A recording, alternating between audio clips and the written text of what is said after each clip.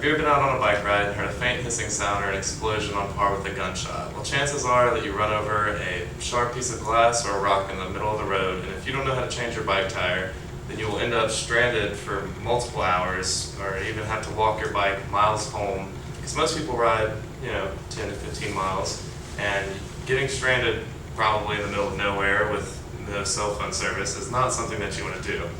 It's relatively easy. I'll show you the simple steps here in a minute. I've been riding bikes for a good portion of my life, and knowing how to change a tire has saved me multiple times from a lot of headache and struggle. So what do you do when you realize you have a flat? Well, you're going to want to pull off to the side of the road as quickly and safely as possible to avoid being hit by a car, obviously. And if you do not pull off immediately, then you will end up damaging the wheel in which the tire seat is seated on. Because even though it is a high-strength aluminum alloy wheel, unlike most professional carbon wheels, it is only meant to take the impact of the tire pressing against it and cushioning that blow. Otherwise, the malleable metal will get dented and you will end up having to buy an entirely new wheel set, which can run you from about $100 to $200, $300, and no one really wants to do that. So, if you choose not to pull over, you're going to end up paying in the long run with frustration and your wallet. And in 2010, the Outdoor Foundation did a survey that said that cycling is the second most popular outdoor activity in America, which to me, a minuscule amount of people will probably ride with a toolkit on them at all times.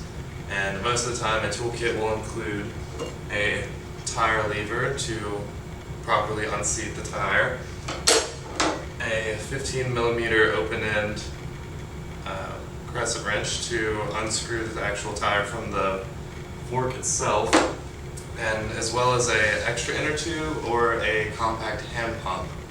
And so, if you do not have those things, you will end up basically up a creek without a paddle. It's analogous to a handyman without his tool belt.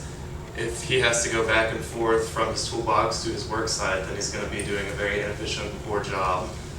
And that's just not something you want to do. If you have to walk back and forth from your house to even just to drag your bicycle back to the house and go and waste your time and gas money to take your bike to a repair shop, then again, you're just being extremely inefficient.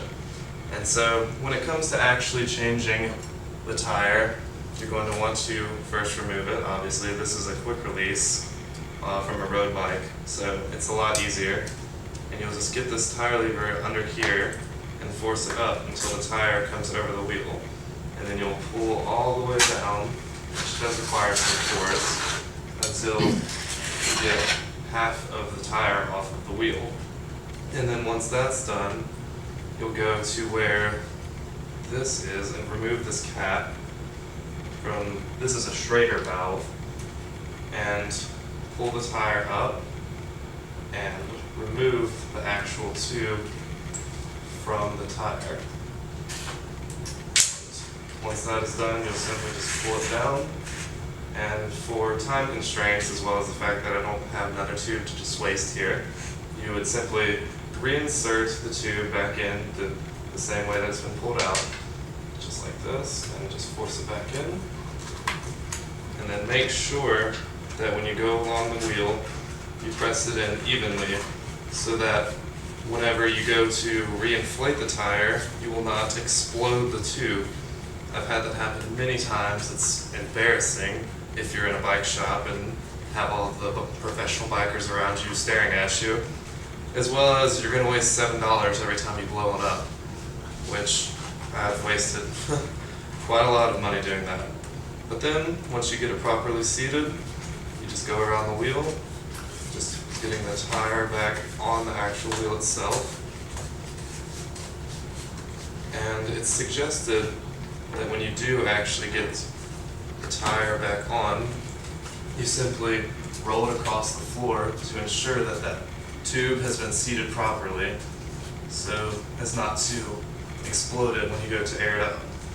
And I don't have a hand pump here with me, but at this point you just air the tire back up, And voila, you have a new tube inside of your tire and you are ready to go.